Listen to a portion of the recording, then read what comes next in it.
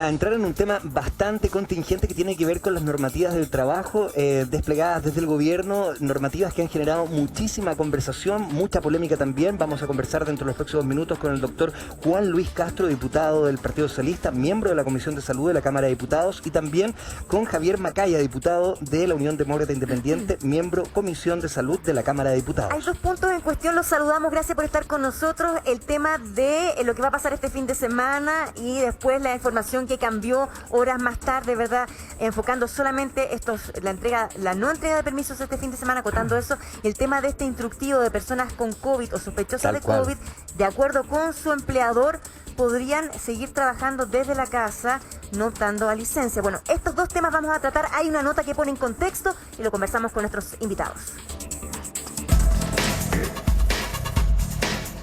Cuando hay una licencia que entrega el médico, no necesita que el trabajador diga sí o no. Me extraña el decreto que me ha tocado leer. Los problemas dejan de existir cuando ya no existen. En medio de las semanas más complejas que se han vivido en el país desde la llegada del COVID-19 a nuestras vidas, las decisiones de las autoridades en torno al manejo de la pandemia han encendido el debate. La más reciente de ellas fue el polémico instructivo anunciado por la Subsecretaría de Salud Pública el pasado 19 de marzo y que 4 días más tarde obligó a emitir una aclaratoria.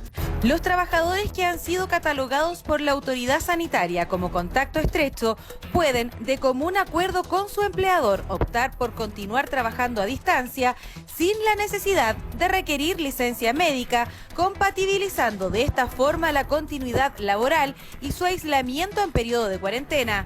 Si el trabajador opta por esta modalidad, deberá informar al prestador habilitado para la emisión de este tipo de licencia que no será necesaria su emisión, permitiéndole continuar con su actividad laboral en periodo de aislamiento. Rápidamente las reacciones se dejaron ver en el Parlamento. Algunos tomaron con sorpresa la particularidad del instructivo, otros en tanto anunciaron incluso que acudirían a Contraloría para solicitar la revisión de la ya viralizada circular. Estamos frente al derecho que tienen todos los trabajadores de tener una licencia. Me extraña el decreto que me ha tocado leer y espero que la subsecretaria de Salud, por el debido respeto, pueda ser citada o invitada a la Comisión de Salud. Hoy día tenemos Comisión de Salud, vamos a ver si alcanzamos a hacerlo, para que pueda aclarar el contenido de este decreto, que a mí, y utilizando también el sentido común, me parece que está absolutamente lejano a aquello. Así que espero que ella pueda dar las explicaciones. Que vamos a acudir a la Contraloría General de la República debido a un instructivo que emitió la subsecretaria de Salud, Paula Daza, en donde dejaba abierta la posibilidad de negociar las licencias médicas por contagio de COVID. Esto es inaceptable. Estamos hablando de un derecho fundamental en materia laboral. Por parte del oficialismo y quizás en respuesta a las presiones de los diputados y parte de la ciudadanía, el ministro secretario general de la Presidencia salió al paso de esta polémica.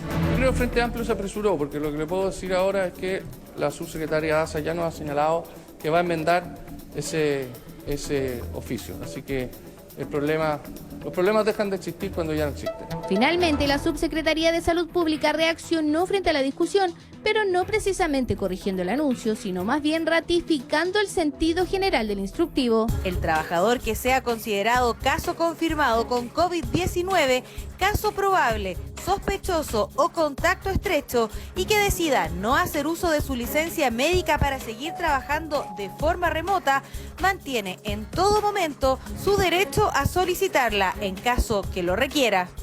No, es absolutamente pro trabajador, porque tal como usted ha leído, cuando hay una licencia que entrega el médico, no necesita que el trabajador diga sí o no, ya está entregada.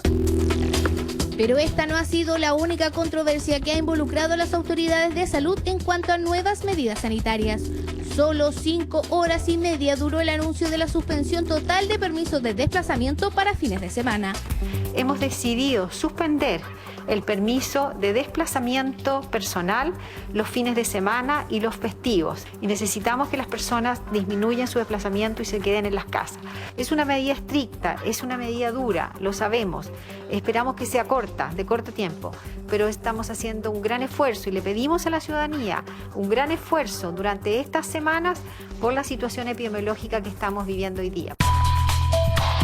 Fue en medio del reporte diario del pasado lunes 22 de marzo que la subsecretaria de Salud Pública, Paula Daza, anunció la radical decisión de que la nueva medida aplicaba a sábados y domingos, generando múltiples reacciones. Afecta gravemente a nuestra actividad, que incide negativamente en el empleo. No pueden ser los pobres, no pueden ser el pequeño comercio el que pague las consecuencias de todo esto. Son pequeños comercios que no tienen la posibilidad de implementar, este sistema. Significa un desafío logístico importante para la industria de supermercados y sabemos que también lo es para las personas. Pero en definitiva, y tal como lo aclaró durante la tarde del mismo día lunes, esta restricción se ajustaría únicamente a este fin de semana, es decir, 27 y 28 del presente mes, en lo que las autoridades han denominado Plan Marzo. En ningún caso esto es un retroceso dentro de lo que comentamos durante la mañana, fue que esto tenía que ser lo más corto posible. Conversamos con ellos de la importancia de que esto sea dentro del Plan Marzo que nosotros hemos detenido y por eso que hoy día anunciamos que lo vamos a hacer este fin de semana porque es una medida dura, estricta. Anuncios que después se dejan sin efecto y que sin duda lo único que hacen es confundir a las personas que, agobiadas por la serie de problemas y desafíos que les plantea la pandemia, deben lidiar además con decisiones apresuradas que a veces no parecen tomar en cuenta la realidad que vive el país. Claramente, 9 de la mañana con 14 minutos, claramente dos situaciones que ponen en un estado de consulta, de finalmente de entender qué es lo que está ocurriendo en el gobierno a propósito de este tipo de señales. Decretos, ideas, proyectos que duran un rato en tabla y luego comienza el ejercicio de desdecirlos. Bueno, vamos a conversar acerca de aquello con nuestros dos invitados y para comenzar con esta conversación, diputado Macaya, ¿qué nos dice usted? ¿Qué le pareció en especial el último decreto que tiene que ver con la relación a los procesos de las normativas del trabajo con respecto a los trabajadores que, estando asintomáticos o siendo contacto estrechos, podrían continuar trabajando sin licencia médica? Bueno, a mí me parece que en la etapa que estamos, y yo creo que quiero decirlo, ojalá con optimismo y con la máxima responsabilidad, que yo creo que es la etapa final de un camino que ha sido muy difícil para todos los chilenos que nos escapan a la realidad del mundo. O sea, que la pandemia ha afectado fuertemente la calidad de vida, de trabajo, de millones de personas. Hay que redoblar los esfuerzos para cuidarse. El tema laboral, obviamente, un tema muy sensible. El confinamiento hace que las personas tengan que, en la medida que puedan, tengan que seguir trabajando en muchas ocasiones, pero hay que tener cuidado con los protocolos, porque las señales que se envían de una persona que ha sido contacto estrecho, que puede ser eventualmente asintomático, pero esa condición puede cambiar de un día para otro y dejarlo al arbitrio del trabajador, o perdón, en este caso quizás peor aún, al arbitrio de un empleador que pueda trabajar a una persona que está con síntomas de COVID es algo complejo. Yo entiendo que este instructivo se ha aclarado el día de ayer. Y cuando digo que estamos llegando al final de un camino, Sergio, es porque todo indica que más o menos en junio, julio de este año, o sea, todavía nos queda la etapa más difícil del camino, invierno, un incremento de los contagios, pero tipo junio, julio las vacunas ya debieran estar generando... Pero, diputado, por eso que en la etapa final y no podemos cometer errores, porque la población se tiene que seguir cuidando y los trabajadores también. Ok, pero usted reconoce que hay una suerte de desorden a la hora de emitir este tipo de instructivos. Yo creo que los instructivos administrativos, al no tener quizás una racionalidad como la que da, por ejemplo, el Congreso, cuando uno legisla sobre una materia que son varios meses, probablemente está susceptible a cambios. Y de hecho, así se ha visto en el último año. Hay modificaciones a los permisos de desplazamiento, hay situaciones nuevas que son inéditas, que no estábamos acostumbrados a las restricciones a la libertad de los chilenos y en parte, obviamente, se pueden cometer errores y entiendo que esta ha sido enmendado. Sí, yo quería preguntarle y también darle la bienvenida al doctor Juan Luis Castro, diputado del Partido Socialista. Más allá de la política de turno y los dimes y diretes, quiero preguntarle en su calidad también doble de político, pero sobre todo de doctor, las consecuencias sanitarias de este tipo de contradicciones vitales. Sí, usted tiene toda la razón. buenos días, saludarles a todos. Muy buen día. A mi colega Macaya. Efectivamente, lo que se está tocando en ese instructivo, que después se hizo una aclaratoria, es la piedra angular de todo el proceso pandémico que tiene que ver con la cuarentena. ¿Cómo se cumple la cuarentena? Por eso es delicado, porque es muy distinto decirle a un trabajador, mire, usted, si usted prefiere, llegue a un acuerdo que es imposible en la práctica, porque en Chile el 90% de los trabajadores no tienen sindicato, no tienen forma paritaria, ¿verdad?, de llegar a un acuerdo sobre una materia tan sensible, y están sobre la dominancia del empleador, que siempre los va a llevar a trabajar, en vez de decir, mire, usted, como todo este año, un año entero, tiene derecho a ocupar su licencia, porque usted va a estar en cuarentena, sea contagiado, sea sospechoso, diputado, o sea un contacto estrecho. Pero básicamente lo que le quiero preguntar es, ¿por qué se hace esto? Es decir, ¿es porque se quiere ahorrar el pago de licencias médicas? ¿Se quiere, verdad, hacerle un favorcito a las ISAPRES? ¿A qué responde? Porque es que no lo entiendo. Alguien evidentemente redacta y alguien lee antes de que efectivamente se divulgue. ¿Cómo es posible? ¿Y a qué responde? Sí, mire, yo creo que esto tiene que ver con lo siguiente. Más que ver una conspiración detrás, yo creo que aquí, muy de oficina, con poco sentido de realidad, hay gente que dijo, mire, como hay tanto asintomático, ¿por qué la cuarentena de los asintomáticos que trabajan tendría que ser con licencia médica si podrían estar en teletrabajo? Y eso es una parte de la realidad, no es la mayoría de la realidad, pero es una parte. Entonces, emitieron la circular es bien confusa porque deja entender de alguna manera que era algo opinable la cuarentena en cuanto a una licencia, que podía, que no podía, en qué circunstancias. Y en ese caso se vieron obligados a sacar una definición donde expresan que es un derecho del trabajador la licencia, cosa que no se dice en el primero. Y por lo tanto, siempre el trabajador puede apelar a la licencia, se sienta bien, se sienta mal, tenga o no tenga síntomas. Eso no lo dicen en la primera oportunidad y queda en el aire. Entonces, este derecho fundamental, que debe ser, yo le digo, la columna vertebral de todo el sistema, la cuarentena, la verdad es que nunca desde el Ministerio de Salud debió haber salido algo así. Yo creo que es un error serio de una autoridad sanitaria ponerlo de esta manera, dejarlo tan abierto, interpretable, prácticamente claro, para que cualquier persona dijera qué cuarentena voy a guardar si no voy a tener licencia médica. Se genera una confusión de marca mayor. Y está la opción entonces de elegir, pero realmente todos los trabajadores pueden elegir en esa situación, en la conversación con su empleador. ¿Es realmente siempre una situación equilibrada? ¿Puede realmente el trabajador decir, sí, yo prefiero hacer mi cuarentena, necesito esa licencia médica? No todos los trabajadores tienen esa posibilidad, no todas las relaciones son horizontales, claro. Diputado. Sí. Exacto, por eso le digo yo, para cerrar este punto, esta parte, es muy confundente y por eso la enmienda demoró pocos días, ¿verdad? Porque en la práctica se coloca en juego un derecho laboral que es la licencia, en otras palabras. Es un justificativo para la ausencia del trabajo. Esa es una licencia médica, es un justificativo médico para ausentarse del trabajo y seguir recibiendo el sueldo. Por lo tanto, quedaba en tela de juicio, ¿verdad?, esta condición por la circular original. ¿Qué es lo que dice la segunda? La segunda dice, siempre será su derecho, usted puede tener o no síntomas, o incluso puede partir con un acuerdo de seguir trabajando. Si usted se siente mal, igual tiene derecho a la licencia, de manera tal de que clarifica las cosas partiendo de la base que la licencia es su derecho.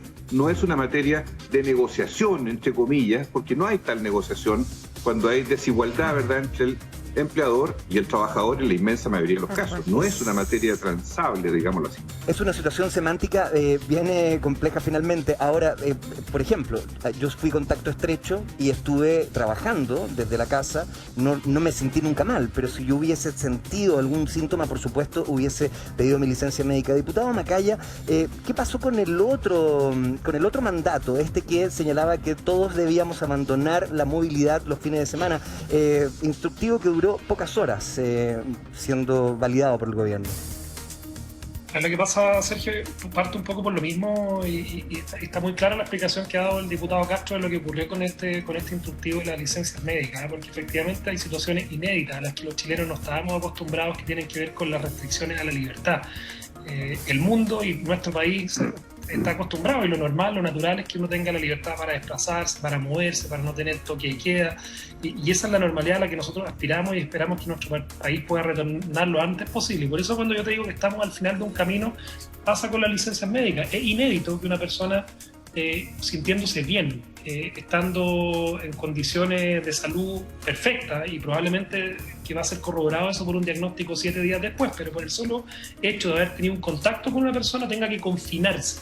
Y está bien, es para resguardar la salud de todos, no solamente de esa persona, y por eso se ha cometido un error, porque como bien dice el diputado Castro, esto se tenía que aclarar porque la licencia médica no puede ser algo que llegue al arbitrio del empleador, en beneficio del trabajador. Hay seguridad social involucrada. En este tema de los instructivos de desplazamiento el fin de semana, a mí me pasa algo más o menos parecido, Sergio. Yo creo que acá, estando a puertas de llegar al final de un camino, necesitando Chile hoy día, en este momento, que la población se cuide, que se restrinjan al máximo posible también las posibilidades de contagio y aumentar la ola de contagio, se está haciendo un esfuerzo final. Y es por eso que yo creo que ha pasado algo quizás medio contradictorio con la cuestión de las vacunas, porque siendo súper exitoso, donde Chile ha logrado un éxito reconocido internacionalmente en el manejo de las vacunas, en la capacidad de vacunar casi a toda su población durante el primer semestre, eso ha generado también una sensación de confianza media falsa, pues media compleja, que hace que los chilenos, ya cansados de un año de restricciones a la libertad, de alguna manera hayan relajado sus comportamientos. Por eso ahora, al final de este camino, un último esfuerzo, y el gobierno obviamente con la claridad que se requiere, esto tiene que ser flexible, no puede ser el mismo protocolo durante los próximos 3 meses, porque evidentemente los cambios de situaciones epidemiológicas exigen ir generando modificaciones. Estos no son leyes, y por eso, siendo decretos, siendo parte de la facultad administrativa del gobierno, del Ministerio de Salud, es normal que se hagan modificaciones. Y obviamente, si hay errores, hay que enmendarlos inmediatamente. Diputado, solo quiero hacer mención en un paréntesis en esta conversación acerca de esta idea del final del camino. Hemos estado en estos últimos días con muchísimos profesionales, expertos en estas materias, y señalan que esta idea de que se acabó este proceso dista mucho de ser cierto, a propósito de las otras variables y de las otras variantes que existen alrededor del COVID-19. Tenemos la sensación, porque algo decía el diputado Castro, de que él no veía confabulación en este tema, pero los que se benefician con esta situación finalmente son las ISAPRES y las AFP. ¿Existe entonces una certeza absoluta de que esto no se generó para poder ayudar a estos organismos, diputado Castro? Yo creo que lo que existe es una desconexión de la autoridad que emitió todas estas circulares, muy fuerte, que indirectamente, oblicuamente, claro, le pavimentan el camino a los que tienen la hegemonía, ¿verdad? Los que son empleadores y los que se favorecen con esto. Le doy un ejemplo. Hoy día estamos en una condición en la cual yo veo que la sensibilidad del gobierno es tan alta, la vulnerabilidad frente a las presiones, digámoslo así. Hace 2 semanas, recuerden ustedes, con todo el respeto, pero cuando se dijo no va a haber más actividades públicas, que a las 24, 48 horas el obispo de la Iglesia Católica dice no, se cambia eso drásticamente. Sí. Un ejemplo, cuando ocurre lo de este fin de semana que estamos hablando, saltó el comercio, ustedes lo pusieron en la nota, todos los líderes del comercio. Si usted me pregunta a mí, ¿es una buena medida restringirle el desplazamiento el fin de semana y que la gente haga sus compras solo de lunes a viernes? Yo le digo que sí. Yo le digo sí, eduquemos a la gente, porque hay mucha libertad excesiva para el ejercicio de las compras, y ¿por qué no podría aplicarse una medida más dura? Sin ser cuarentena total, pero solo para el fin de semana.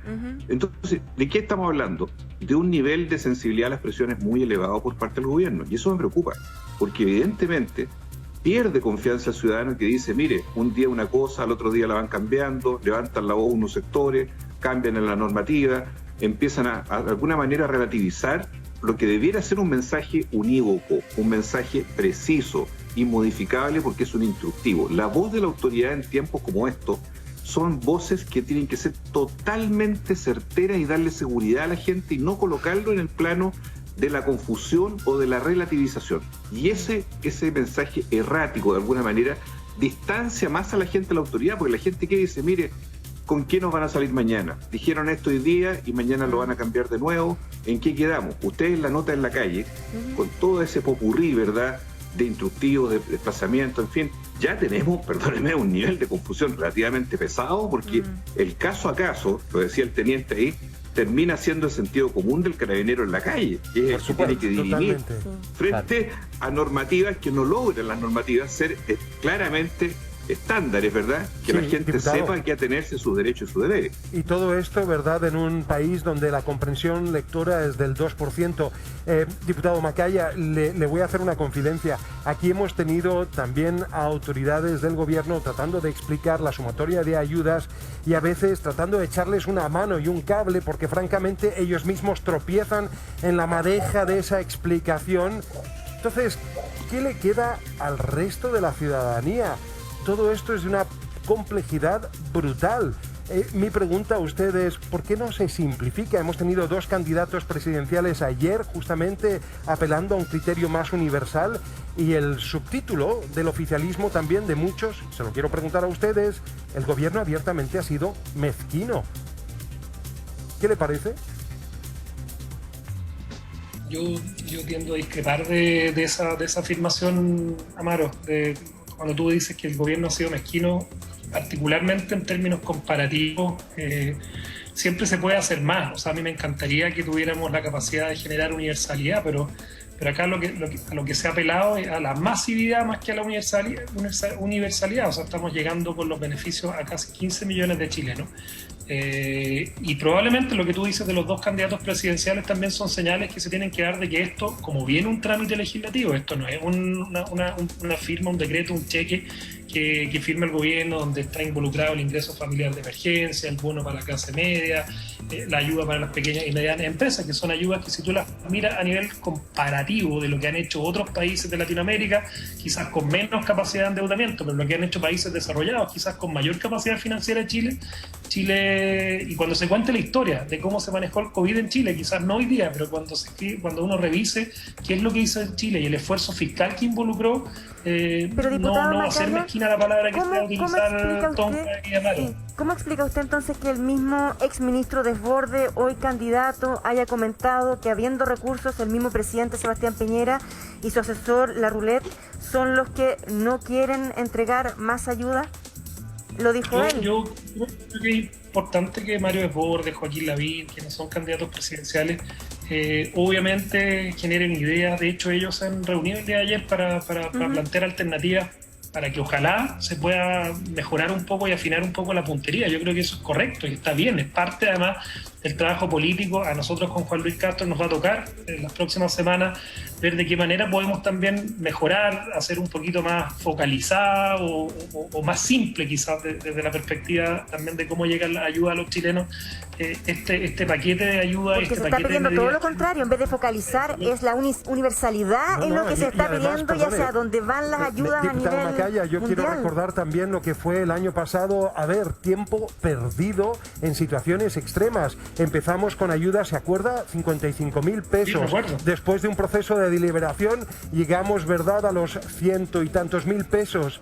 ¿Por qué se pierde tiempo que tiene una consideración sanitaria brutal? Chile es un estado que tiene solvencia y el precio del cobre, ¿sabe usted a cuánto está hoy la libra?